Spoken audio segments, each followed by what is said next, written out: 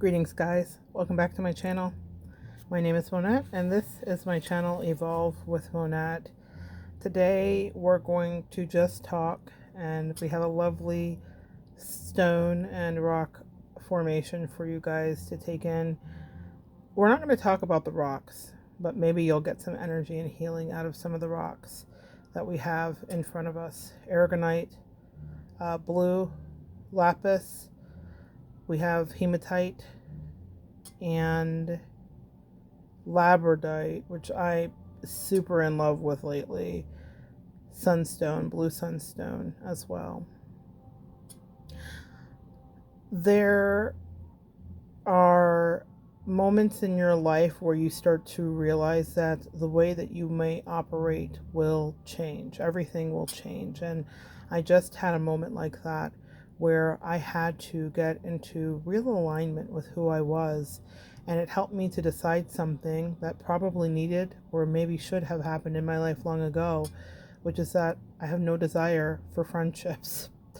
It may sound bitter or jaded, especially if you've been following the channel and following my journey. And I definitely have considered that there is an element here that is definitely a little worse for wear and weary of people. But what I will tell you here is that for me, I think it's the right thing. I really studied myself over the last couple of years and took a deep look at my chart and the things that move and influence me. And it turns out with some of my placements that I can be highly suggestible or influenced if I trust someone. And that is where I really had to ask myself questions about trust, who deserves it, who you give it to, who is worthy of it. But as a creative, I really got to strip away and realize that even the thought patterns that were being held against me or about me from people that never verbalized it to me still were affecting me. I was connected to a counterpart whose parents were incredibly pious and religious.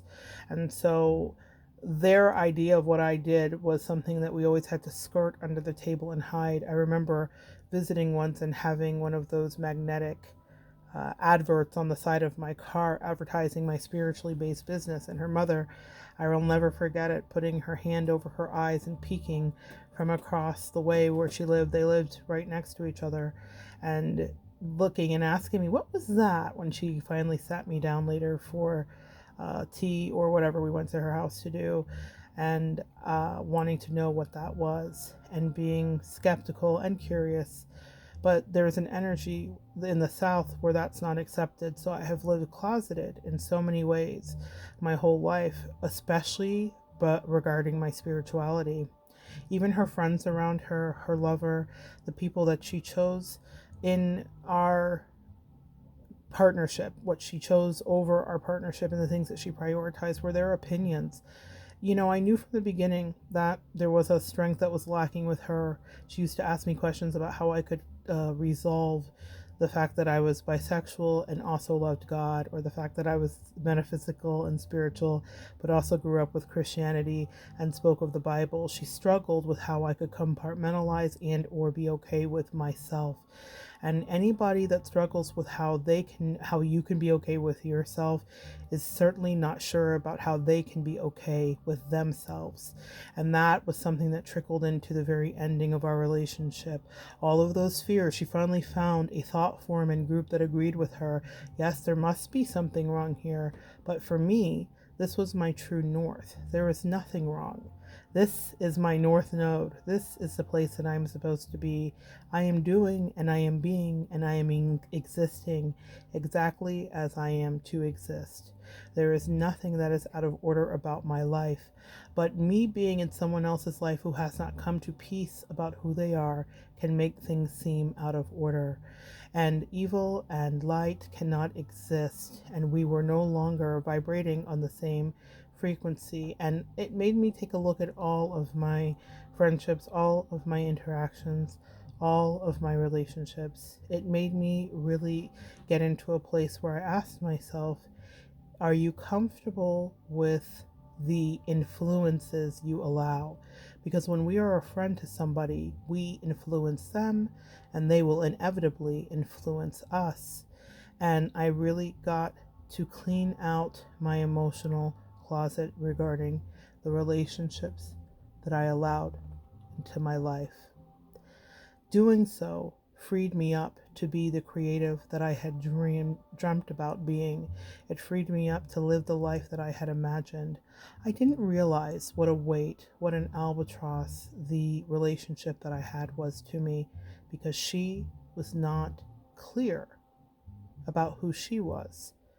It helped me to be in denial about my own light, my own greatness, my own insecurities, my own issues. So that's the energy that happened. It got me to really take a look. And so what I decided is I no longer want that level of familiarity in my life. Now, if you're an empath and an intuitive listening or a spiritual teacher of any kind, you're familiar with this journey. It's not just something that we read about, it's something we actually go on. This is the hero's journey, and it's the journey to finding yourself. Does that make sense? It's the journey to finding yourself. It's the journey to finding yourself. It's the journey to being in a space where you are able to connect with the truth of who you are and where you're going. You can't connect with that truth if you have outside influences advising you, even if they are well-meaning. There was something that comes to mind specifically that I thought was really powerful. It showed me who I was. It was someone that is in my life to help me to succeed and to do well, my business manager. And this was in the early days of me starting to disclose some of my experiences in my very toxic relationship. And there was something that I said in one of the videos that caught her attention, and she said, I don't know, to me this feels like an attack. And I loved her for telling me the truth of it. But the lesson that I learned from it, because here's the truth, guys, honestly, I was thinking, oh, you poor, sweet, sweet, innocent woman.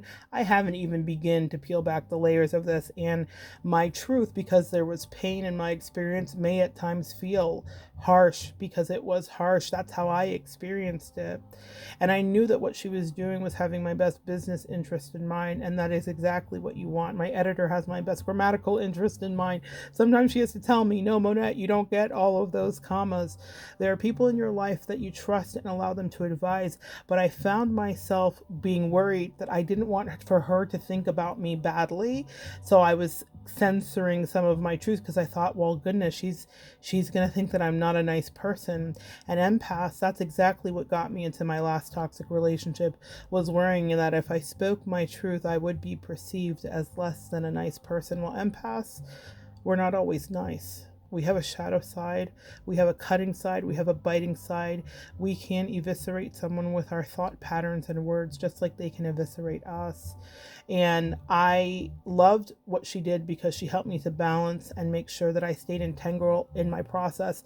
And her wise advice at the beginning helped me to make sure that I wasn't being mean for the sake of being mean, but that I was always raising vibration by teaching my experience, not just for a smear campaign, because that's not the level that I operate out of. So I'm so grateful for her. But it also taught me on the flip side of that, no longer run by things that you're doing previous to releasing it, because your angels didn't ask you to censor yourself. They asked you to express yourself.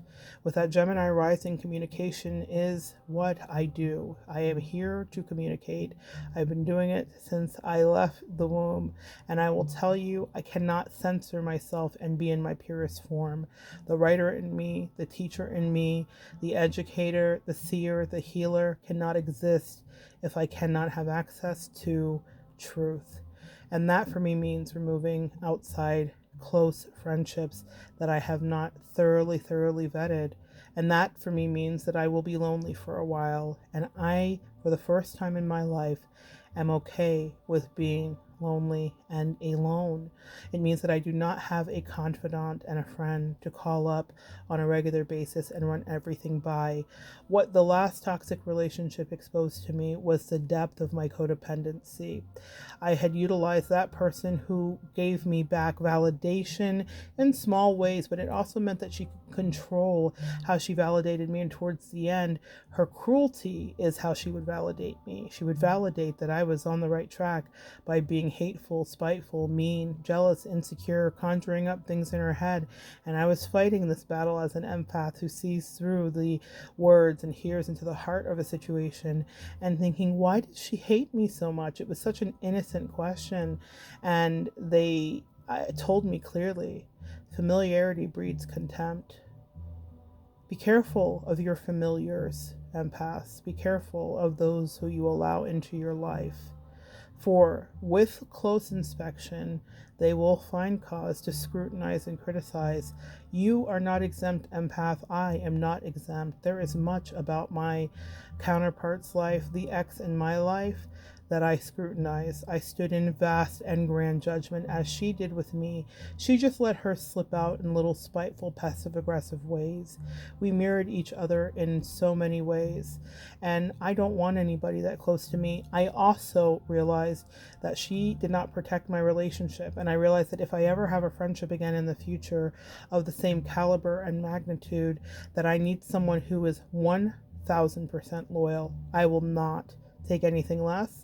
I've always thought that I ask too much in that regard. I do not. It is my requirement. And in the disaster dumpster fire that I just left, I will tell you that wasn't there even in a minuscule amount. And so what it does for me is it shows me what I need. I learned so much about what I really need and what I really want. I didn't need her sexual fidelity. I did need her emotional fidelity, and that was the thing that she gave away because she did not know how precious it was to be under the umbrella of an empath, and she did not value the time and energy because I didn't require her to invest as much as I did. I said, I'll fix this all. And in the future, friendships for me have to be someone who is as invested in fixing, making, loving, gifting, and caring as I am, because I'm really bloody good at it, and I expect no less. And I feel very comfortable saying that. I feel justified. I feel like I've earned that. That means that I won't be frittering away hours on the phone with anybody ever again that isn't in alignment with me. And that means that I will actively be pushing that away for many years, because I think that right now this was all about me refocusing in on me, maybe for the first time in my life. I am my own confidant, and I hear clearly and wisely. And my angel said, you have underestimated yourself, daughter. You have thought that you've needed this person to validate you, and all she infused into your life was poison. Not everyone in the world will be that way. So yes, I do see where I cannot be jaded, but there are people that are that way. And while you are still solidifying, they said you are the cake that's not finished baking yet. There's still a jiggle in your wiggle. There's still a little jiggle in the middle, in more ways than one. And they said, we're going to bring you into alignment with yourself. And that means you will fall out of alignment with everybody else. This is the spiritual teacher's journey. This is what you are called to do. That was such a distraction and such a hot mess. And they said, we allowed you to feel every bit of the messiness of that. We allowed you to know the thought patterns of her lover, of her parents, even of her son, even of herself about you. And it wasn't all bad from all of those people, especially not the son. God bless her son.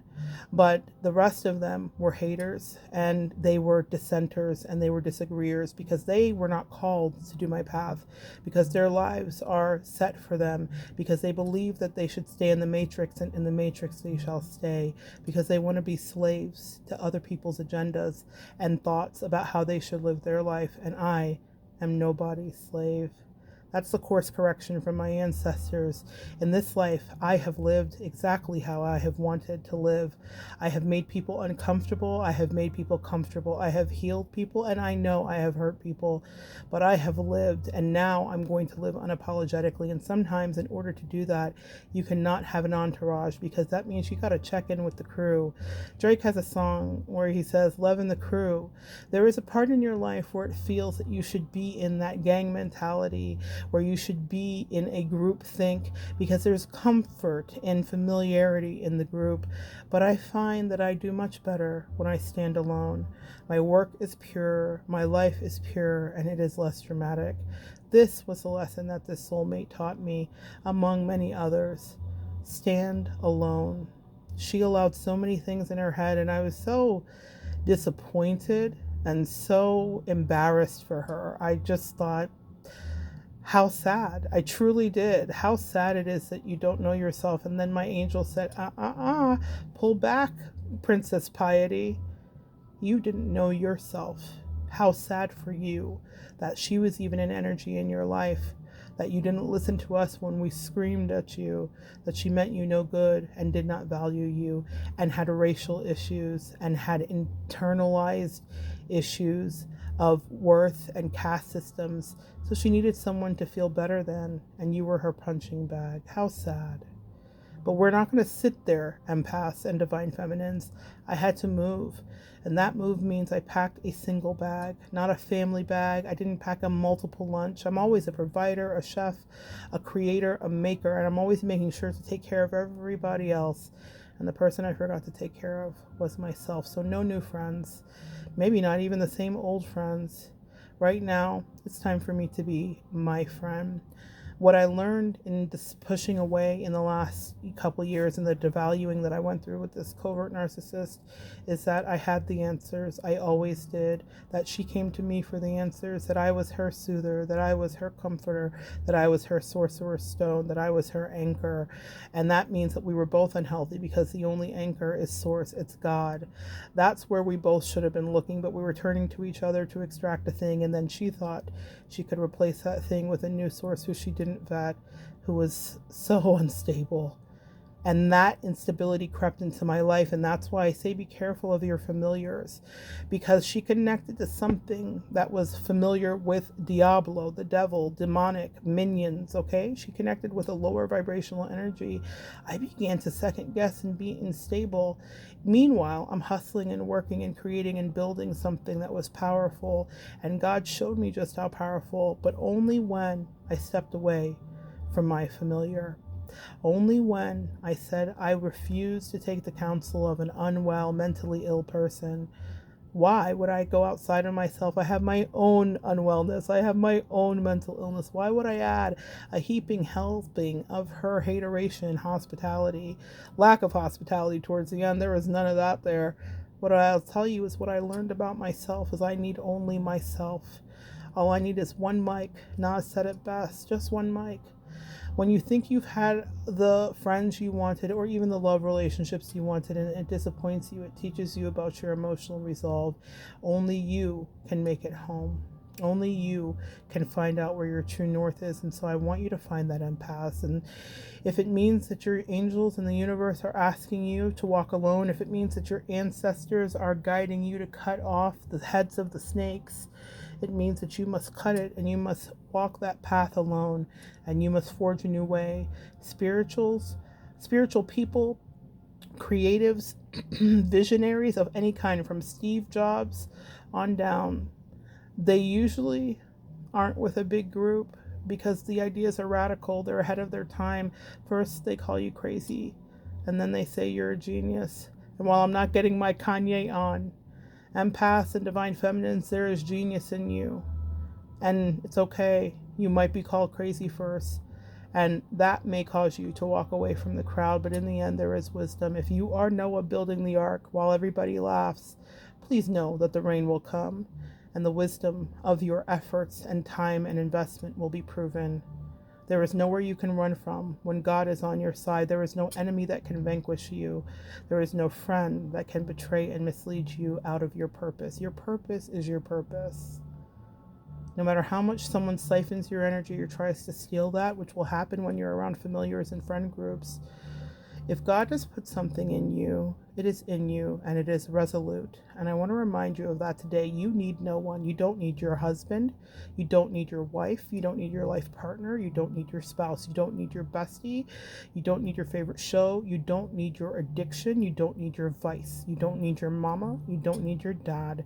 You do not need your children. You need your health, and you need yourself. And those are the things I'm going to try to focus on as I move forward. And if that means to others I appear shut down, then that's what that means. There may be a lesson in my behavior that needs to be seen and how I model it. But I'm grateful because I learned something so powerful. I am enough as I am. Thank you guys for joining me and sharing some energy today. Come back next time and we'll continue to evolve together.